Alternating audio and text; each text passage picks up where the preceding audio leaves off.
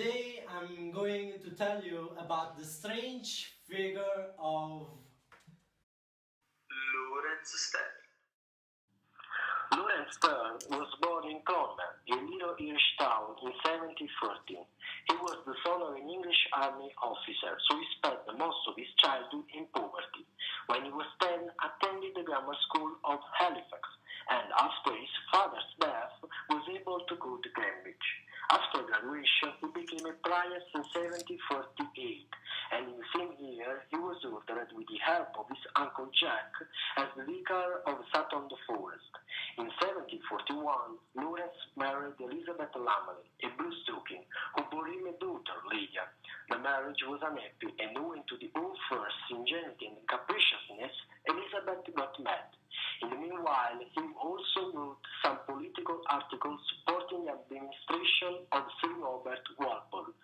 It was only with the painting of a political romance, a Swiftian satire of the spiritual courts, that Laurence hardly knew that he could write at all, much less with humor so as to make his reader laugh. In 1759, there was the publication of the first volumes of the life and opinions of Tristram Shandy, gentleman. In the same period, his wife Elizabeth threatened suicide, but nonetheless, Laurence continued his novel. But every sentence, he said, was written under the greatest heaviness of heart. Afterwards, he joined his friends, forming a men's club called the Demoniacs, where, away from their own wives, they could drink and pretend to be rakes. Laurence also wrote in the last years of his life a sentimental journey. Then he died of tuberculosis in 1768.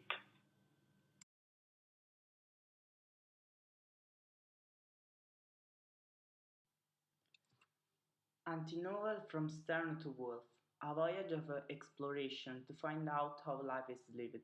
The use of any other rule, I have to govern myself by this affair. I said Wolf thinks out of all rule. Is a man to follow rules or rules to follow him? Laurence Sterne gave birth to so-called anti-novel or experimental novel. This kind of novel, unlike the typical one, didn't follow the main rule of the genre. In fact, Sterne used in writing his novel a particular technique, which consisted in adding old elements like the picaresque form to new ones, like the association of idea and a new concept of time.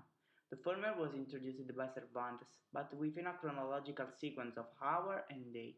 Instead, Sterne considered the time as a continuous flowing, not divided in hour or day, but ruled by each individual consciousness. In other words, he anticipated the future theory of Bergson, called la durée, according to which the mind has its own time and space different from the external ones. Therefore, what is important is no more a chronological sequence of adventure and event, but the psychology and the feelings of the characters.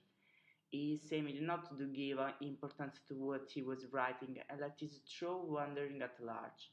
But what made Sterne great was the subtle humor, the irony and the smile which emerged from his page. He gave the reader a picture of what man could be when he was free from convention and could give vent to his obsession and feelings. Virginia Woolf broke free from tradition. She had also to discard the current form of the novel, but then she was driven to invent her own technique, which would express her own vision of life. Mrs. Woolf has already expressed it very strongly that if the novelist could base his work upon his own feelings and not upon convention, there would be no plot, no comedy, no tragedy, no love interest or catastrophe in accepted style. So in most of her novels there is hardly any elements of story. Mrs. Woolf's formula for the novel was humanity in action, but in a state in infinite sensation.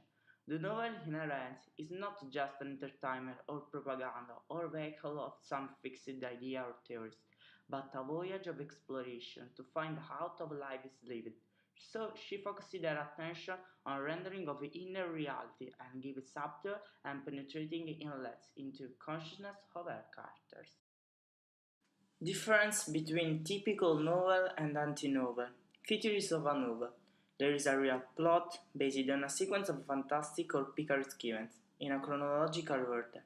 D. For Richardson, The realism is given thanks to the diary form of letter 1, relating in the first singular person, therefore Richardson. The narrator often coincides with the main characters, therefore every novel wants to give a reader a moral message, therefore Richardson. Theories of anti-novel. The new sense of time, in fact, time does not proceed in a linear fashion, but instead follows the logic of discretion, of free association of ideas, and the individual consciousness of every character. The lack of a plot and the presence of a numerous flashback caused of the new sense of time. The new Sterne's technique, the association of idea, typographical technique, digression, the new concept of the hobby horses, the new function of the reader who is often invited to be part of the book, the new form of the narrator. In fact, the narrator is a fictional character who commenting on a processing of the story and on himself. There is not a moral message, because Sterne wants to describe the personality and the human consciousness as it is.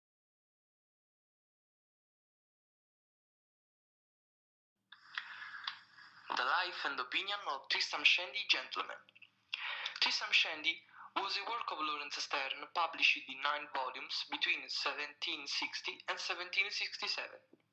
It is the best example of an anti-novel for its lack of traditional plot and the presence of numerous flashbacks.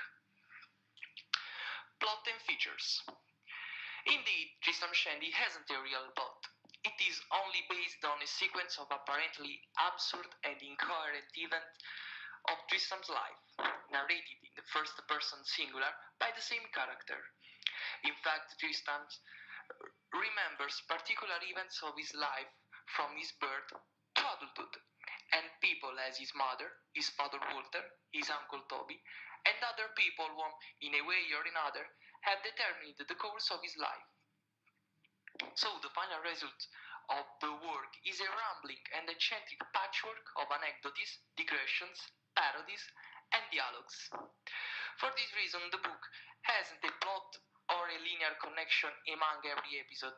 In fact, for example, from the first page of the book, there isn't the presence of Tristram until the end of the third book, because the novel is not only focused on Tristram's life, but also over episodes before the narrator's birth.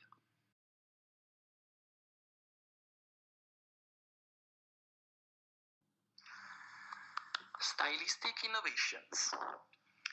Laurence Sterne, with his Tristram Shandy, is the greatest supporter of the so-called anti-novel. In addition to technical innovation of novel, he tests himself in stylistic exercise too, and for this reason he is considered the father of experimental novel. Sterne plays with the word. He dissects it, replaces it with empty page or completely colored and graphic symbols, renewing the street structure of traditional novel. The typographical aspect plays a primary role in the novel of Sterne, who gave to the book a strong gestural connotation as well as visual. The structure of the page doesn't follow common prose text rules uniform in their writing.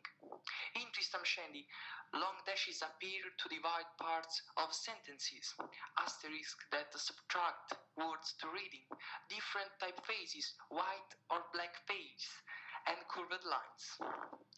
The pages of this novel are an open window on the narration that is to be seen rather than read. Asterisk.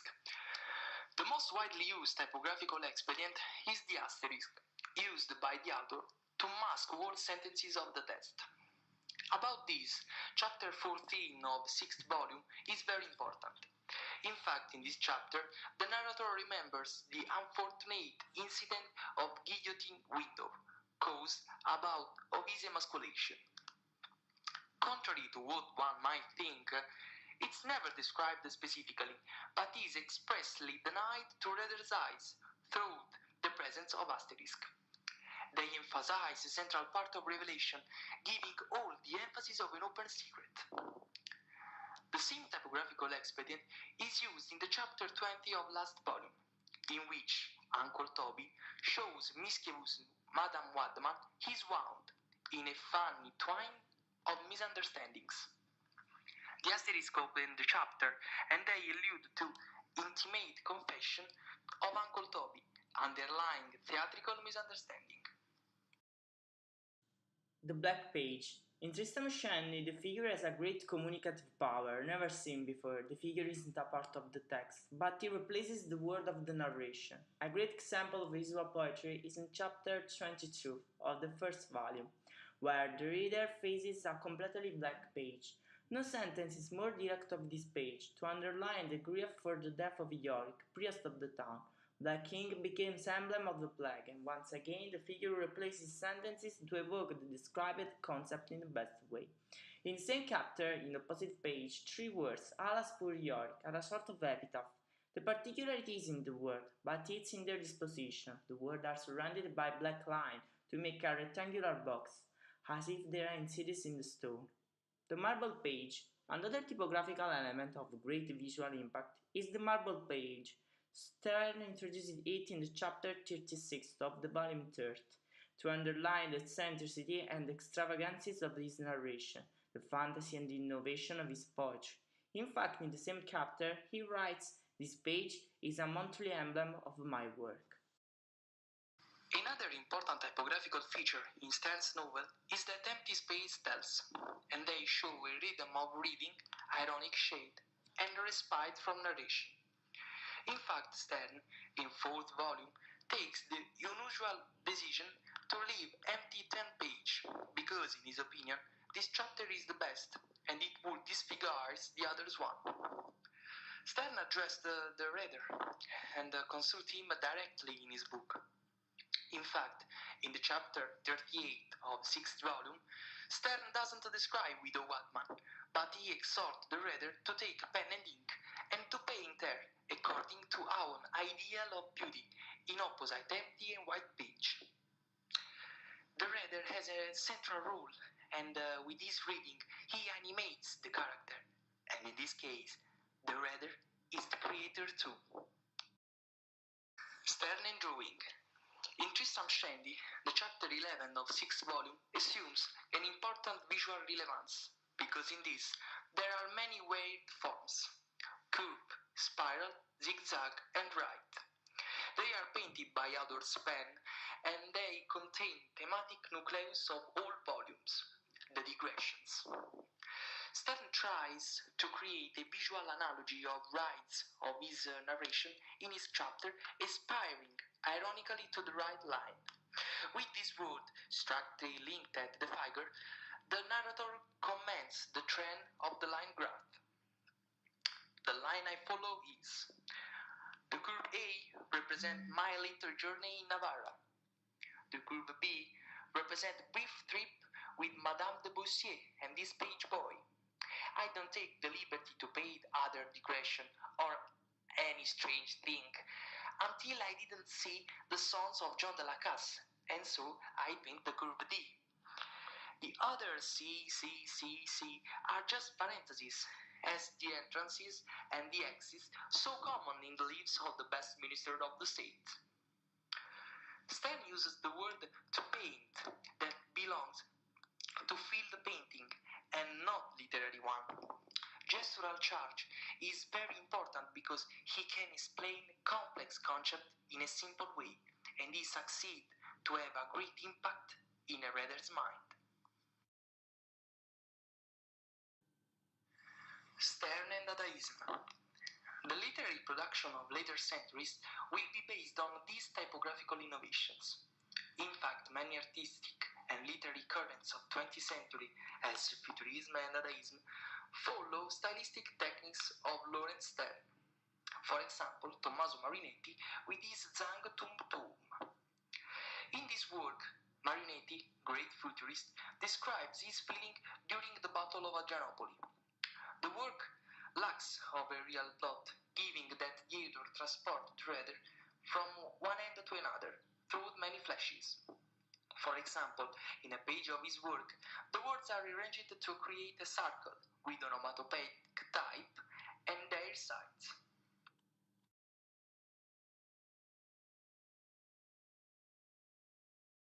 This literary element derives from John Locke's theory that states that everybody is inclined to associate two ideas which have no natural connection, but are only linked together in the unconscious mind of that individual. We can notice two interesting examples of this concept in the first and fourth chapters of the first book. In the former, Tristram relates us the irritation felt by his father during the conception, at his being interrupted by his wife's trivial question about the clock. "Pray, my dear, have you not forgot to wind up the clock?" And how it had a negative influence in the transfusion of the animal spirits from father to son.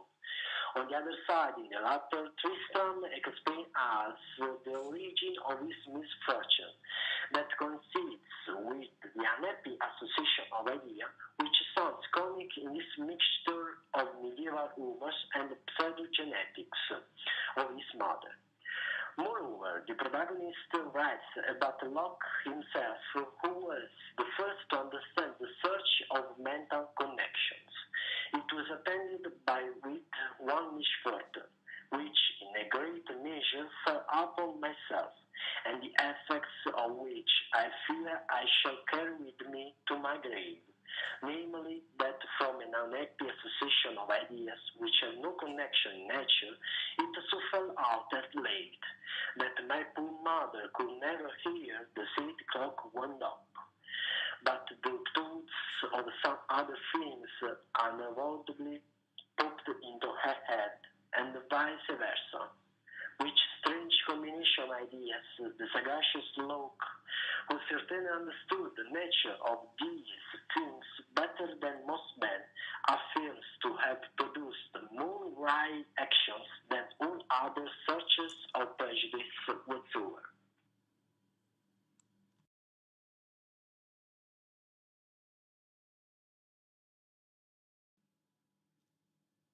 The stream of consciousness is a literary technique which consists in reproducing the free flow of thoughts, feelings, and sensations of the characters without comment by the author.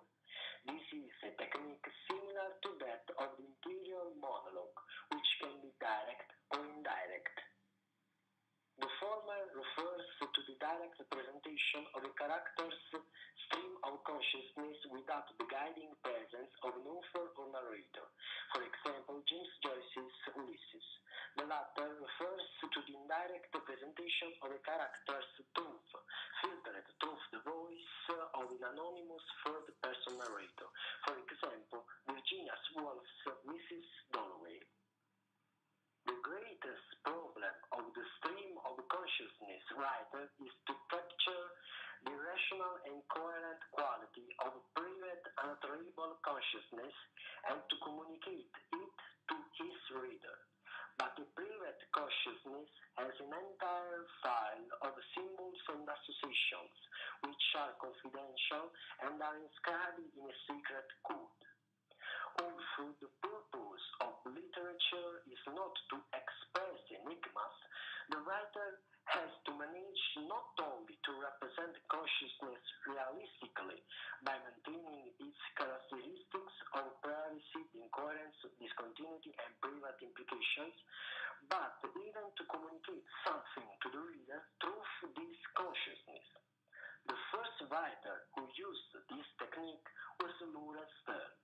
He was able to divide the psychological time by the objective one, creating so a stream of thoughts.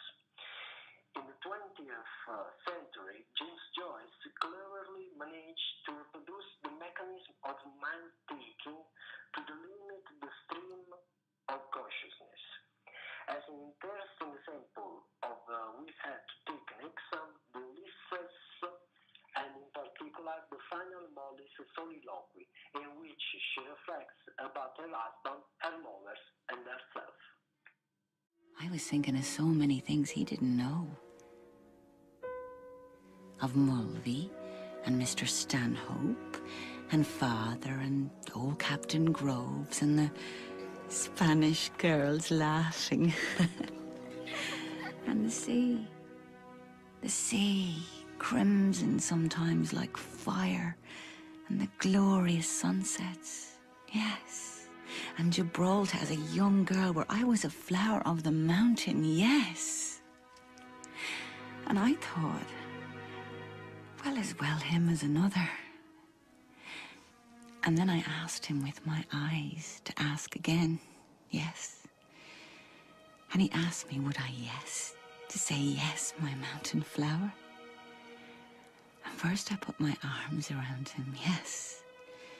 And I drew him down to me, so he could feel my breasts all perfume, yes. And his heart was going like mad. And yes, I said yes, I will, yes.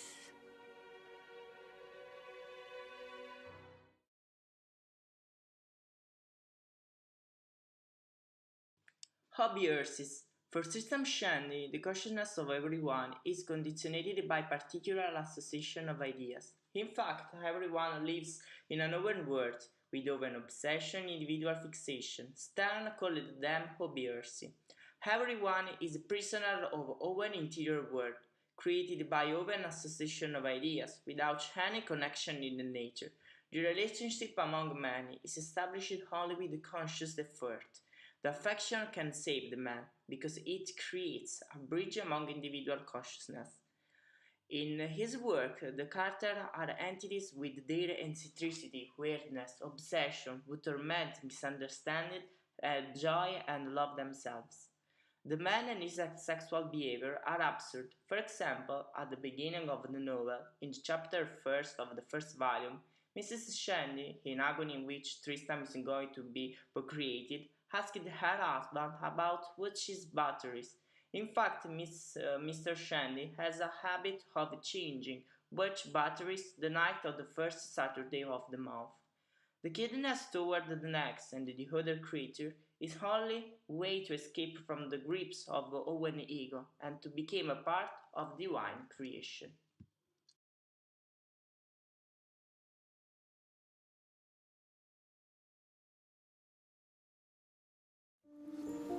Well, this is our English project about the strange figure of Laurence Sterne and his anti-novel. I hope you enjoy it. Thank you and bye bye. Che abbiamo finito. What do we say?